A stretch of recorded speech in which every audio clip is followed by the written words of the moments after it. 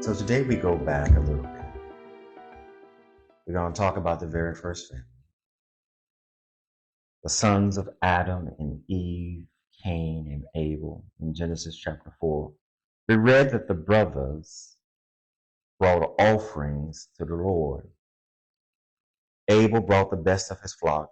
Cain brought some of his crops. And the Lord looked with favor on Abel's offering, but not on Cain's. Now Cain got angry. You know, you have to pause and say, when somebody gives you some constructive criticism, why do you have to get angry? Cain got angry. Not reflective, not repentant, angry. God gave him a warning. Sin is crouching at your door. It desires to have you, but you must rule over it. This is the very first family. And they seem to have emotional issues like we even do today. He became angry. God warned him, sin is crouching at the door. If you do well, will you not be accepted? God is saying to Cain, he still has a choice.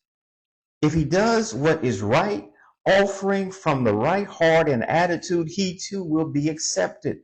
This shows God is just. He's not playing favorites. The issue was Abel's being favored. It was Cain's heart and behavior. If you do not do well, sin is crouching at the door. Here, sin is personified as a predator, like a lion waiting to pounce. Cain's anger and jealousy had opened the door to temptation. Remember now, whenever you get angry, it opens the door to temptation. God is warning then that unchecked emotion becomes an entry point for sin. Its desire is contrary to you, but you must rule then over that desire. Sin wants to dominate the body, take control, but you are called to master it.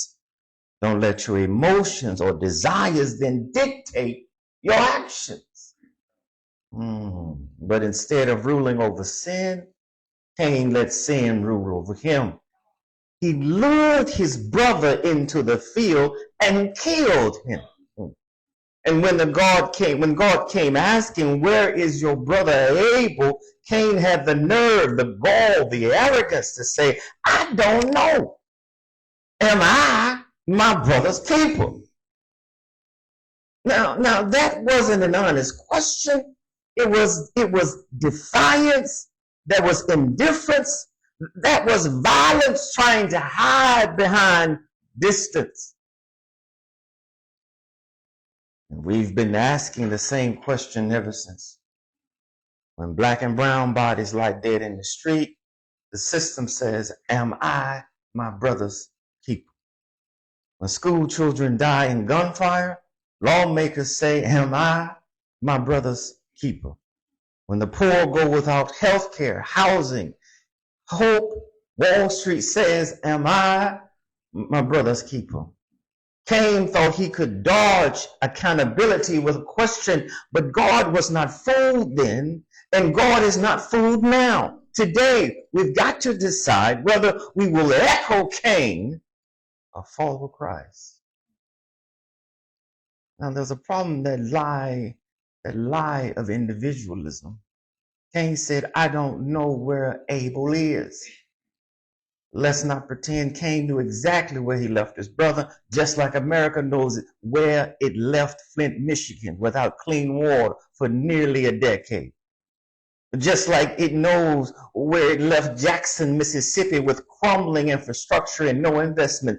Just like it knows where it left the south side of Chicago, the east side of Detroit, the forgotten corners of the Appalachia, the red zones of rural Texas. We are taught to believe you work hard, you rise up, you mind your own business, you will be blessed. What if your sister is working 3 jobs and still can't feed her kids? We are drowning in what I call toxic independence. But that's not biblical. That's not kingdom. That's capitalism talking, not Christ. Jesus didn't say every man for himself. He said, love your neighbor as yourself. Well, when did we start worshiping capitalism and profits over human souls? But the blood still cries out. God said, your brother's blood cries out to me from the ground. Beloved, the ground is loud. The ground in Buffalo cries out, where 10 black elders were gunned down while grocery shopping by white supremacists with a manifesto. The ground in Uvalde, Texas cries out, where 19 children and 2 teachers died, while law enforcement stood outside for an hour, afraid to act while babies died. The ground in Kenosha, Wisconsin cries out, where Jacob Blake was shot 7 times in the back and lived in front of his children. Somehow his shooter kept his badge. The ground cries out from the corners of the Navajo Nation, where people live without running water or electricity in what is now known as the most poverty-infested area in the richest country of the world. And yes, the ground is crying out from Gaza to Haiti, from Ukraine to U.S.-Mexico border, because our system loves to put money over mercy. Borders over brotherhood and weapons over welfare. But God hears. God hears the blood of the slain. God hears the cries of the oppressed. And if the church is silent, we're complicit in this. Thank God for a keeper like Christ. But here's the good news.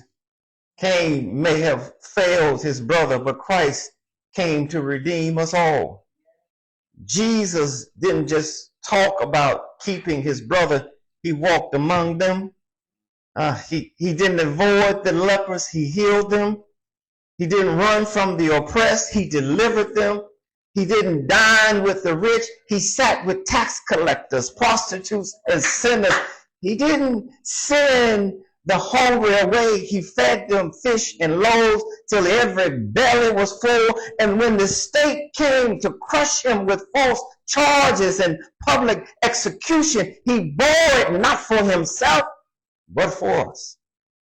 For every brother and sister who's been abandoned and abused or accused, and if Christ could carry a cross for us, we can carry then a burden for somebody else.